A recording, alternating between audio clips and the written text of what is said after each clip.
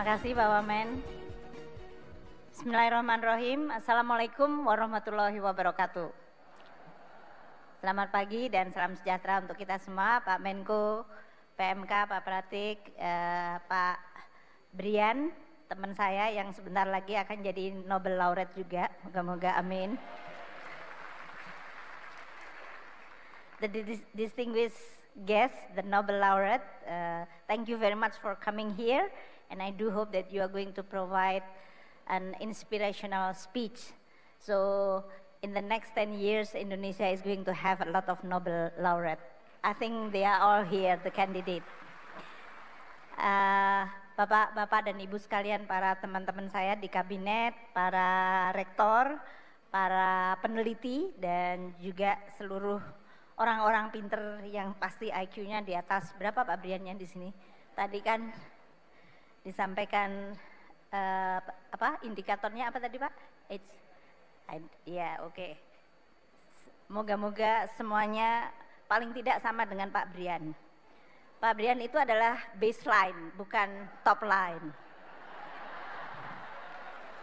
Gitu ya? Setuju nggak? Karena saya mau cerita tentang APBN dan keuangan negara untuk mendukung sains, teknologi, dan industri yang merupakan topik hari ini. Ibu bapak sekalian, pertama saya ingin menyampaikan terima kasih telah dilakukan suatu konvensi sains, teknologi, dan industri Indonesia 2025. Ini adalah suatu inisiatif yang sangat tepat waktu, timely, dan juga tepat dari sisi topik, karena dunia hari ini sangat dominated by science technology, dan yang menggerakkan apa saja sekarang ini di dunia. Kalau Anda semuanya mungkin sebagian investasi di saham di Amerika, it is all the industry yang basisnya science technology yang menggerakkan dan meningkatkan kesejahteraan atau value added. Dunia hari ini tidak dalam kondisi yang mudah.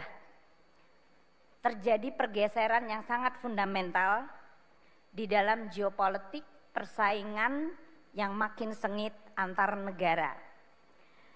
Persaingan yang tujuannya adalah untuk menguasai atau menciptakan hegemoni atau ruang pengaruh yang sangat besar beyond satu country.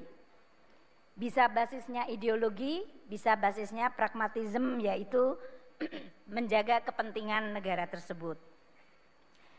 Oleh karena itu, Indonesia sebagai sebuah negara besar, baik dari sisi geografi, demografi, lokasi, dan juga size dari ekonominya, kita pasti akan menjadi salah satu negara yang menjadi pelaku atau menjadi ajang dari persaingan itu. Pilihan ada di kita. Kalau kita hanya menjadi ajang, berarti ini adalah tempat pertempuran dari pengaruh-pengaruh seluruh dunia. Kalau kita ingin menjadi pelaku, berarti kita sendiri yang harus menyiapkan.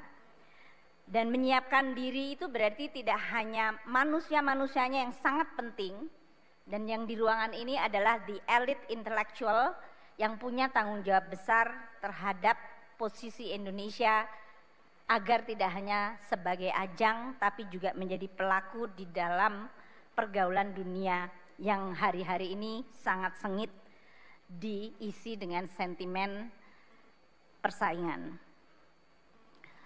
Namun tidak hanya SDM, kita juga punya tantangan, homework yang luar biasa penting, yaitu institutional building, dan tentu juga semuanya membutuhkan resources, terutama keuangan. APBN adalah instrumen yang sangat penting di dalam sebuah negara mencapai cita-citanya. Namun untuk bisa APBN berperan penting dibutuhkan suatu kesepakatan dan juga kerjasama yang luar biasa. Saya rasa kita semuanya memahami bahwa teknologi, sains merupakan faktor penentu bagi sebuah perekonomian untuk maju. Dia menentukan total factor productivity dari sebuah negara dan perekonomian. Ekonomi tidak hanya bisa tumbuh hanya dengan menambah jumlah labor, tidak hanya dengan menambah jumlah capital, tapi kombinasi labor dan capital yang disertai dengan science dan teknologi akan menciptakan suatu productivity dan solusi yang kemudian bisa memajukan perekonomian tersebut. Oleh karena itu, negara-negara maju pasti investasi sangat besar di bidang science, teknologi, riset dan pendidikan. Saya menganggap konvensi ini saya harap akan menjadi salah satu bentuk bagi kita semuanya untuk bekerja sama antara academician, industries, government, dan terutama juga dengan seluruh stakeholder dalam sebuah ekosistem yang meningkatkan productivity melalui sains dan teknologi. Saya akan memulai dengan peranan APBN. 20% dari anggaran APBN belanja itu didesain untuk pendidikan. Itu mandat konstitusi. Untuk tahun ini 750 triliun. Alokasi anggaran ini dipakai untuk memperkuat ekosistem dari seluruh pendidikan.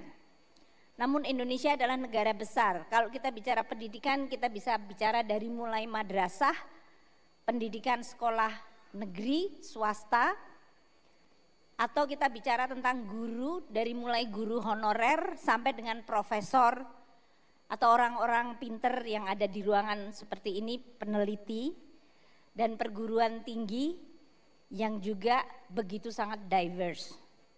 Saya ingat sih beberapa bulan yang lalu ada demo guru tidak dapat tukin, dosen tidak dapat tukin.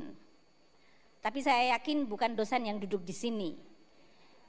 Karena yang demo itu ternyata dosen tuh ada beberapa jenis dosen. Pak Brian yang biasanya ngurusin penelitian yang hebat-hebat tiba-tiba jadi menteri langsung ngurusin tukin dosen. Tapi itu yang bisa memenangkan Nobel Pak Brian nanti.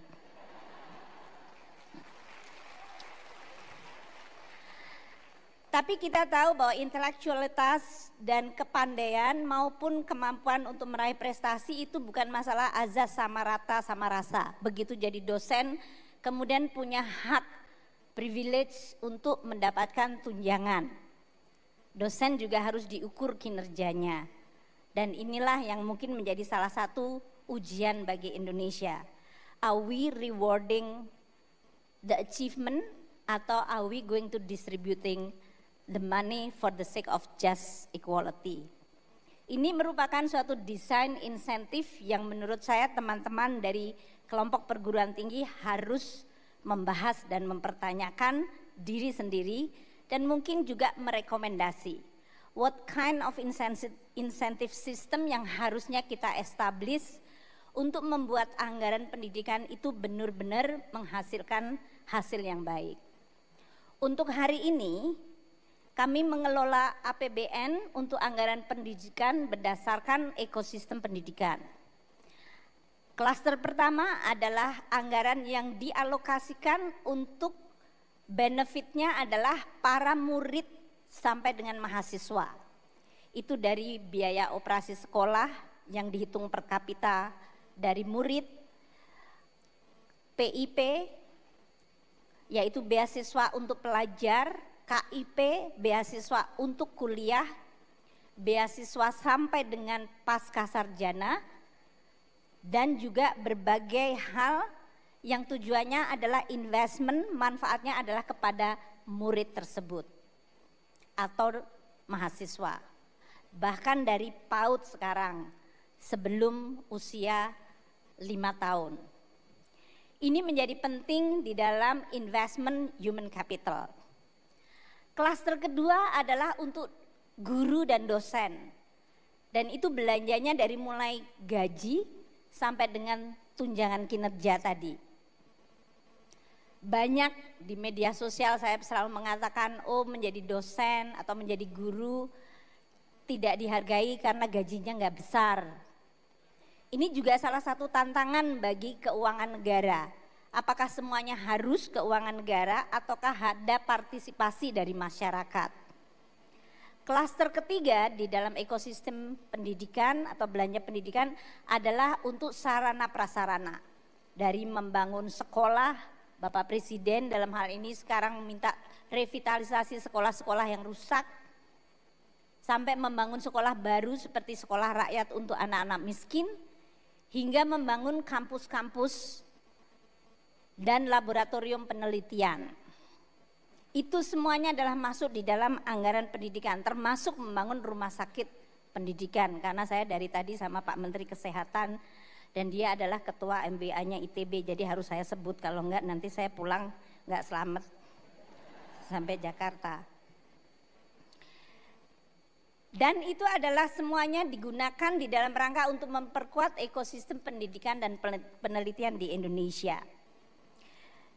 Tahun 2025 kami juga ingin melaporkan kepada para pemimpin intelektual, peneliti, dan seluruh pegiat di dalam sains dan teknologi bahwa negara Indonesia sekarang memiliki yang disebut dana abadi pendidikan mencapai 154,1 triliun rupiah. Saya termasuk yang memulai melahirkan dana pendidikan abadi ini tahun 2009. Dengan 1 triliun rupiah. Waktu itu motivasinya ada 2. Make sure bahwa anggaran 20% di dalam APBN yang diamanatkan konstitusi tidak wasted. Jadi kalau tidak terbelanjakan dia harus menjadi dana abadi.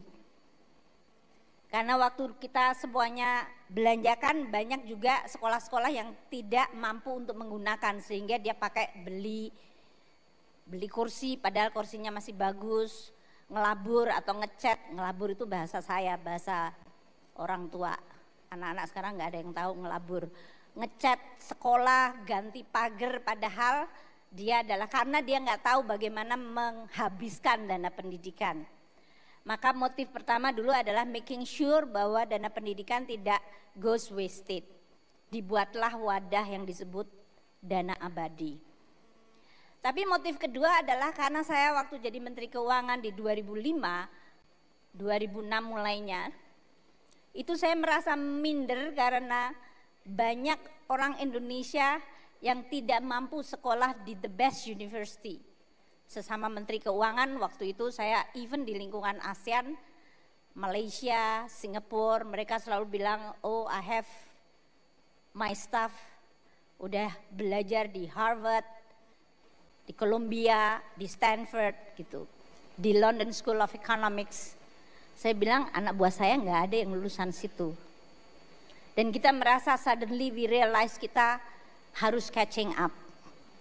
Sehingga muncullah keinginan untuk bisa mengirim orang Indonesia. Saya yakin mereka itu mampu masuk university yang top, bagus di dunia. Namun selama ini tidak mampu karena tidak ada biaya. Sehingga saya ingin melaporkan kepada Bapak Ibu sekalian 154,11 triliun, kalau tahun ini ditambah dengan another 20 triliun akan menjadi 175. Next year kemarin kita juga akan menambahkan lagi.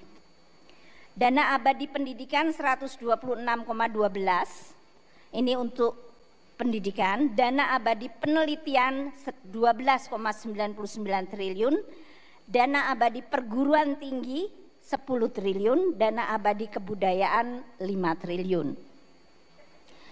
Dengan dana abadi tersebut 670.000 anak-anak Indonesia telah menerima manfaat. 92.000 menerima manfaat dalam bentuk beasiswa gelar, 55.586 alumni dan 578.000 penerima beasiswa non-degree. What about the top university di dunia? 3.363 orang, 24 alumni LPDB dari MIT, yang saya yakin mungkin di sini ada enggak?